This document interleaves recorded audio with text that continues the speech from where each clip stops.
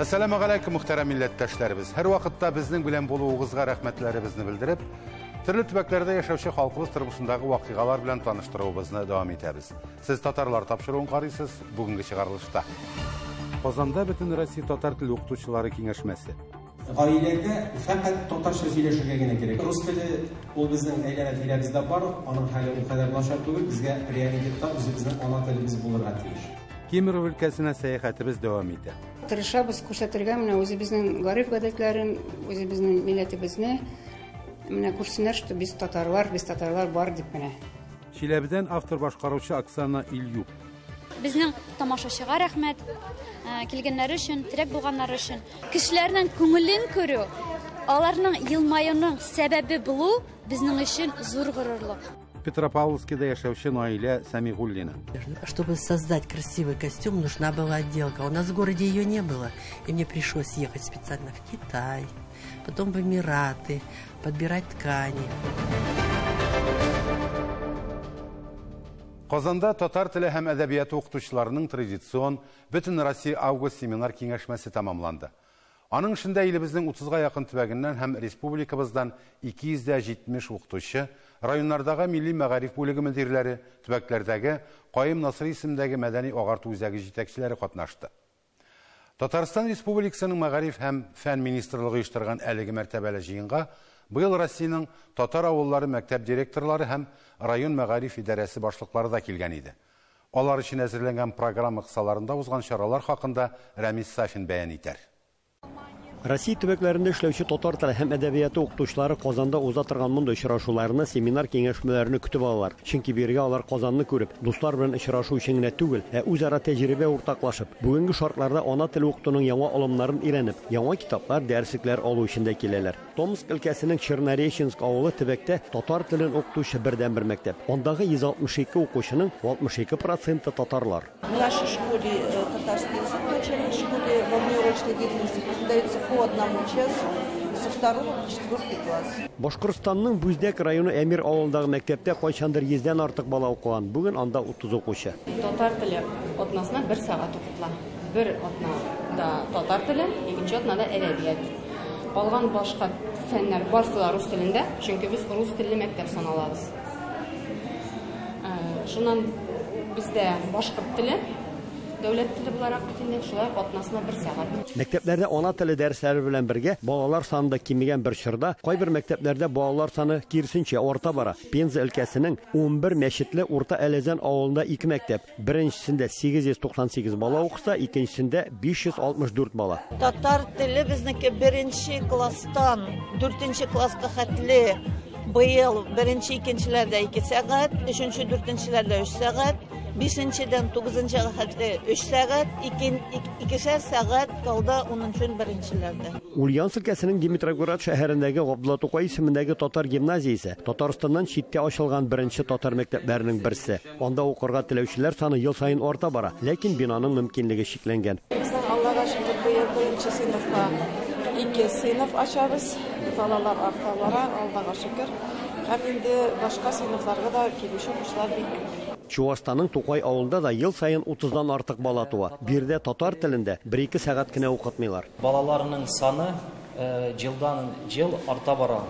Міне біздің 2 yıl элек 320 болса, міне қазір бүгінгесі күнде 48 бала bizde. Birinciden alıp 4. sınıfa kadar bizden Tatar tili hem 2 edebiyat 5 hesabından göre 5. klastan alıp ömürge kadar bizden saat hesabından okutular. Seminar kengashmada qatnaşuvchi maktab direktorlari tübeklerde ana tilini o'qituvda Qozon yordami haqida ossizliqlab söyledi. Tataristonga da zo'r rahmat. Tatariston şoның üstünden ele berip tura. Şoңа tərəzlikə, üstü kiyimlərə, niyəgə oxşağa problem yo'q. Sözde yo'q. Qozon o'zi de milli tillarni o'qituv bo'yicha bek ko'p tübeklarga o'rnak bo'lib tura shu. Barımız da biliriz, bizning Tataristondan chetda yashovchi millatdoshlarimizning qarashlari Tataristan'a alarını, Qozonga tübelgen, başka tübeklerde şoqtig'ini yerga to'g'ri kelib, Tatariston kübük, o'zining milletin tübeklerdagi milli maktablarini, onun liderlerin, Tatar tili edebiyatı o'qituvchilarini barlab, saqlab, элемтеде тұрып, методикерден беріп, дәрістіклерден тәкмин етіп, жайға оlanlar бұлдырып, аңды іш, сіз өзіңізде сезесіздер, қоймышата шағыштырып та қарарға керек, Татарстан тарафынан иккен қырлы һәм күп қырлы. Семинарда чыгыш ясаучылар балаларны татарча сөйләшүгә өйрәтүне мәктәптә генә түгел, гаиләдә үк башларга кирәклегенә басым ясадылар. Bir авыз biz татарча сөйләшәбез, татарча. Берсе дүрт тел белән, икенчесе өч тел белән. Һаман бакча диләр, һаман мәктәп диләр.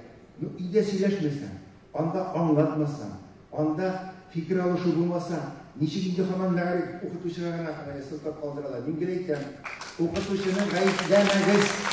Bizim yurtta bir kelime Rusça söyleşmesek de balalar Rusça bile gelmiş şeyinde tiyatroda da oynuyorlar, alıp da varlar. Biz de gerçi Tatar mektebi bitirsek de Rusça konsertler alıp varlar Türkiye'de.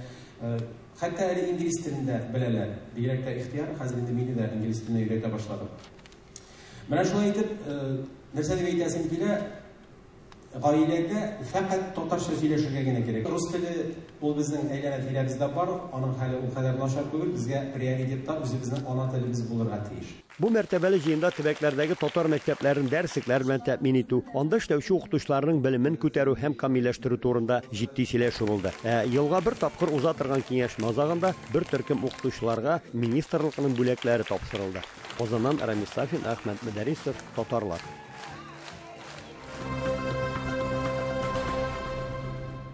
Кемерово өлкәсенә булган сәяхәтебез белән таныштыруыбызны дәвам итәбез. Күмер чыгару төбәгенә татарлар үз вакытында вагонлап килгән. Рәсми мәгълүматлар буенча 300 меңнән артык милләттәшебез бу якларда хезмәт һәм яшәү урынын тапкан. Шунысы хак, татарлар кайда гына булса да бер-берсен эзләп табарга, берләшергә тырыша. Кемерово өлкәсенең милләттәшләребез күпләп яшәгән Новокузнецк шәһәрендә 2014 елда татар мөхтәрияте булдырыла. Айрып әйтерлек хезмәт нәтиҗәләре, үз ансамбльләре дә бар. Тулырак киләсе сюжетта.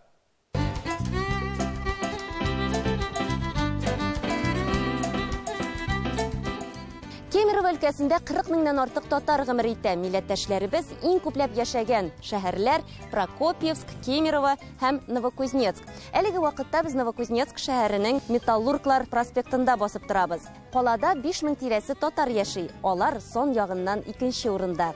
Новокузнецкиның Орджоникидзе районына юл алдык. Биредәге Маяковский исемендәге мәдәният сараенда татар мәдәниятына багышланган зур гына бүлмә булдырганнар. Монда килеп керүгә төрле гасырга караган 100дән артык экспонат күрәбез. Кунакларны татар халкы белән таныштыралар. 25-30 кешелек экскурсияләр уздыралар. В основном бөтенләй бер Баландыш авылыннан ул, Теләшә районыннан. Кем безнең менә коллективтан кайта, Татарстанга бөтенесе шуннан әйберләр кайталар. Менә бу күлмәк вообще 1930 елны бер апа бирде аның әбисе булганмы ул. Ул күлмәкне теккән, иптәшен сугыштан көткән, шул күлмәкне шунда теккән. И менә бу партянкаларны, тоже менә бу партянканы чиккән, ирен сугыштан көткәндә, ә ире сугыштан кайтмаган. Биредә кунаклар татар милли ашлары, эшпошмак, гөбәдия, чәк-чәкнең тәмен татып карыялар. Моңа степ остаханәләрдә үткәрәләр.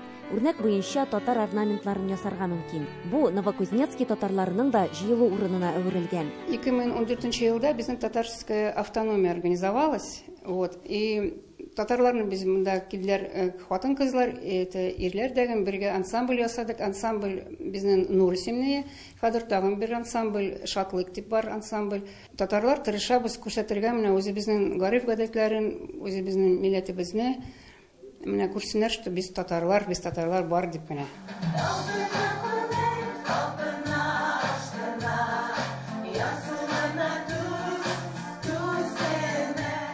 Җирле татар милли мәдәни мөхтәриятендә 2 ансамбль эшләп тора. Нур җыр һәм бию ансамбле 2012 елда ук оеша. Бөтен өлкә һәм шәһәр чараларында катнашалар. Мин Регина, татар кызы. Мин ярата җырларга татарча. Гөлсинә мәчеттә эшлидер. Шунда таныштык та бергә. Ени, менә җырлый башладык бергә. Контардадыр инде. Шулайдыр. Монда җырак торгач Татарстаннан монда ностальгия, можно сказать, шулай. Шатлык ансамблена исә 5 ел. Күбрәк тә без иске борынгы җырларны, Çünkü ebiler de yaratağını. Яңа жырларга караганда eski жырлар матурырак.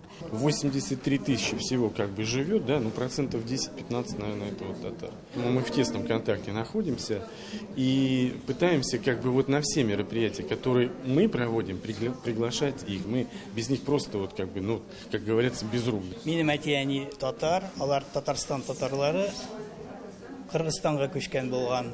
Анда мин тудым. Аннары инде монда килделәр, монда тупландылар. Әтиәни бергә торганда татарча сөйләштек. Аннары все үз гаиләм кырдым да татарча сөйләшмәдек. Татарча онытып бардым. Хәзер менә вот тагын башладым инде, как бы килдем. Вернулся к истокам, шулай әйтелмешли. Нәрсәдер менә монда бар, ул тарта инде шул татар якка, татар телгә. Син ни эшлисең? Мин утым кисәм. Молодец, улым. Новокузнецк шәһәре татарлары татар телен өйрәтүнең кызыклы формасын тапкан. YouTube'та махсус канал булдырганнар. Анда Илнур Латыпов тормыш көнкүрештә очрый торган сүзләр белән таныштыра. Төшерәм, интернетка куям, кичкенә уроклар. Меня специально для татарского автономии с самого начала, и все сложнее. Вот сейчас хәрефләрне өйрәнәбез. Шул дәресләрне балаларны өйрәтергә теләп башладым инде. Безнең татарлар аңлый беләләр, сөйләшергә авыр. Без күбрәк шигырьләр укыйбыз. Төрле очерклар укыйбыз, укырга өйрәнергә. Когда укырга өйрәнәсең, исиләргә дә тизрәк була. Әйбер.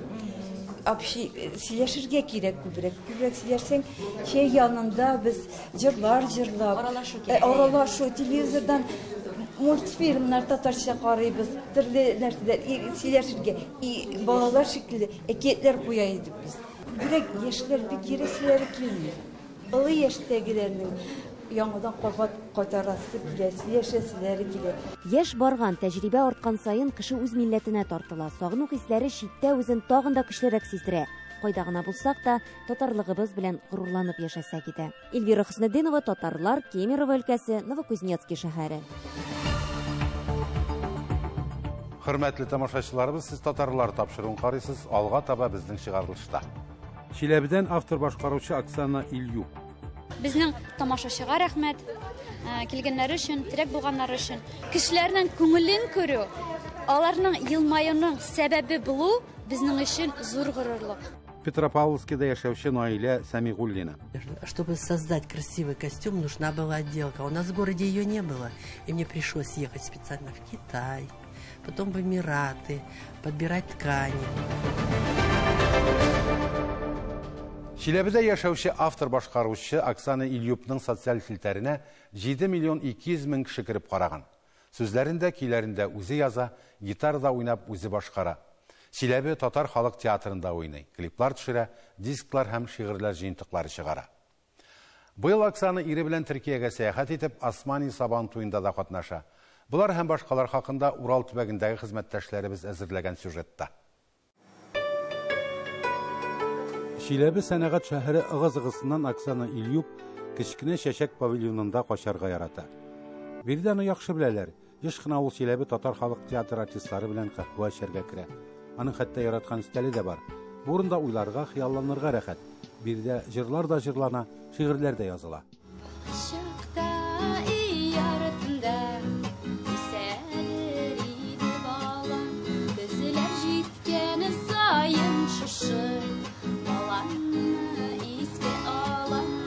Оксана Ильюк шигырьләре һәм җырларын татарлар яши торган дөньяның төрле почмакларында беләләр. Социаль челтәрләрдә аның 14 меңнән артык язылучысы бар, видеоларын 1 миллионга якын кеше караган. Шигырьләре Казан утлары, Идел, Сөембикә журналларында басылган. 2021 елда Чиләбедә Ибраһим Садыйговның Хуҗа Насретдинның 5 хатыны спектакль премьерасы узды. Ягымлы һәм дулкынландыргыч Оксана Хуҗаның хатыны Фатиманы уйнады.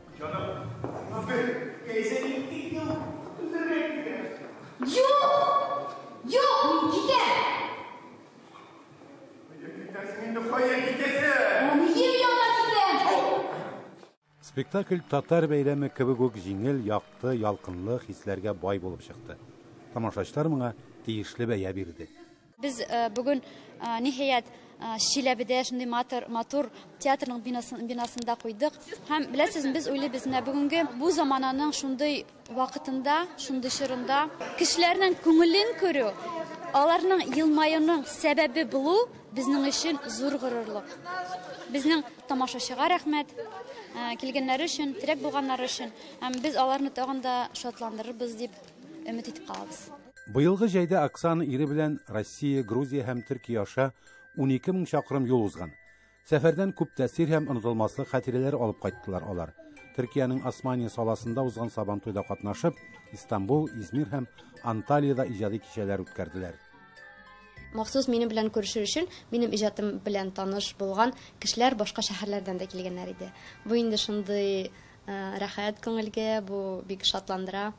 Һәм иң кызыгы шунда, без Османияда Сабантуйда булган чакта кичкенә гомумле бер кызыкка йөгереп килде дә, һәм әйтә: "Сомсыз, әйтегез әле, сез бүген җырларсызмы икән?" ди.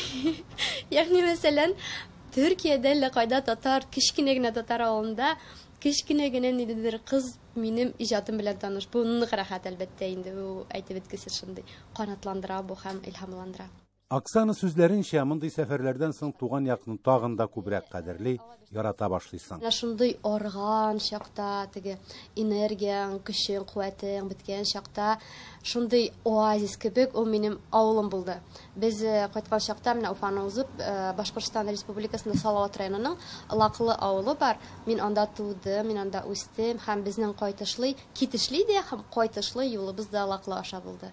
Һәм ул менә арганлыкны бетереп, арганлыктан арындырып, көч, куәт, энергия биреп, җигәр биреп, ул менә безне шулай итеп, кунак итеп, янә Чиләбегә табан җибәрде. Көньяк Урал татары Оксана Ильюпның җырлары гитара көйләрен яратучы һәркемнең йөрәгенә май булып ята.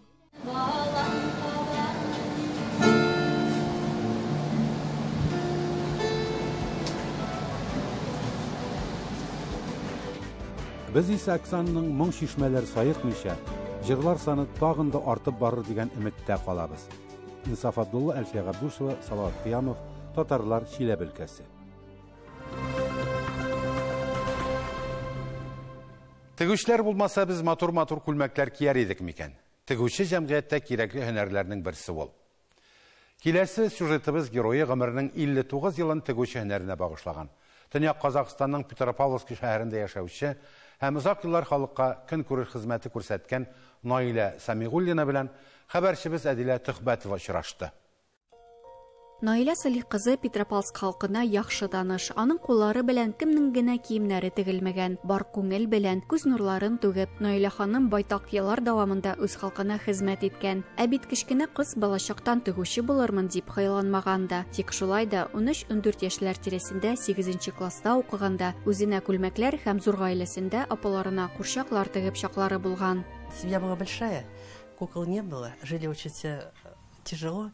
И вот продавали головы пластмассовые такие, да? И вот мы к этой голове, значит, пришивали туловище, ручки, ножки. Вот так вот я сидела, шила платье. А вообще я начинала шить. Первое мое платье было это когда я закончила 8 классов. Закончила 8 классов, директор школы говорит, чтобы все были в этих простых платьях, и чтобы ни одного не было в капроновых. Вот, потому что все тяжело жили, натянуто.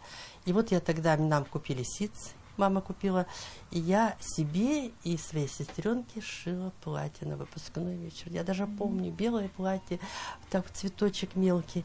8 сыйныфтан соң ул тегүче укучысы булып кием тегү фабрикасына урнаша. Тәҗрибә туплап Шымкент шәһәренә закройщик курсларына китә. Белгечлек алгач, заказлар кабул итә башлый. Аннары яшьлегенең иң матур чорында кияүгә чыгып, Җидепулат шәһәрендә техникумга укырга керә. Бирегә кайткач, Наилә ханым җирле фабрикадагы лабораториядә киемнең баш конструкторы булып эшли. Мы разрабатывали здесь модели, делали лекала, развозили по ателье, делали образцы. И вот этим мы занимались. И мало того, мы еще ходили демонстрировать модели. Я сама демонстрировала, вот даже вот эти фотографии. Вот. Я демонстрировала модели вот в парке, это на заводе, где-то на фабриках. Я была как манекенщица. Я показывала свою работу. Институтны тамамлагач заказлар кабул итүне дәвам итә. 1996 елдан эшмәкәр булып, ателье бинасында үз эшен башлап җибәрә. Һәм быел инде 59 ел ничек ул үзен тегү белән бәйләгән. Бер вакыт милли костюм тегүгә дә мәхәббәт барлыкка килә. И вот где-то с 2003-2004 года уже пошли заказы, заявки на самодеятельность. Стали выступать артисты, их надо было одеть. И вот пошли заявки, и мы стали шить национальную одежду. Чтобы создать красивый костюм, нужна была отделка. У нас в городе ее не было. И мне пришлось ехать специально в Китай, потом в Эмираты, подбирать ткани, подбирать отделку. Потому что, чтобы получить красивый костюм, нужна отделка. Җирле татар үзәгенә килгәч эш бик күп булды, чөнки милли костюмнарга балаларны да, өлкәннәрне дә киендерергә кирәк иде, дип сөйли Наилә ханым. Ә бу эш өчен илһамны ул үзенең тарихи ватанында эзләгән. Для того, чтобы что-то понять, изучить, я поехала в Казань. Поехала в Казань на первый Сабантуй мой. Вы знаете, это миллионный город Казань. И они проводят Сабантуи в разных уголках города. И вот я попала на Сабантуй, Березовая роща. Так было классно. Увидела группу девушек, которые были в национальных костюмах. Я к ним подошла, говорю: девушки, можно с вами сфотографироваться и просто запечатлеть. И вот они с удовольствием согласились. Это было Сабантуй 2003 года. После мне показалось я еще думаю, должна сходить в театр. В театр Камала попала я. Там тоже смотрела это национальную одежду. Они же выступали в этой национальной одежде. И вот так потихоньку, по крупицам я создавала образ. Еллар уза бара һәм яңа милли костюмнар да барлыкка килә. Вот в этом году мы шили костюмы для ансамбля. Вот они будут выступать на Сабантуе. Это новые костюмы. Здесь натуральная вышивка гладевая, отделка шикарная и новые тюбетейки. Вы знаете, мы делали высокие тюбетейки, делали колфаки. А вот этот раз я решила сделать такие, вот так, когда изучила литературу, что-то самое модное сейчас.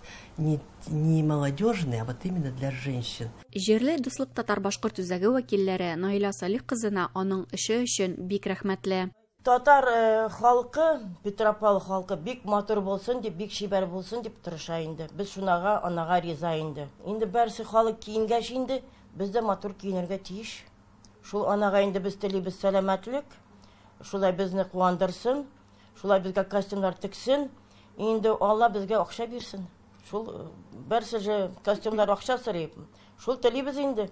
Инде безнең шулай кызлар да, яшь балалар, зурлар да, апалар да шулай матур итеп Сабантуйда шул костюмнарны киеп, сәхнәне үзгәртеп, ягартып, шатландырсыннар, куандырсыннар безнең кунакларны.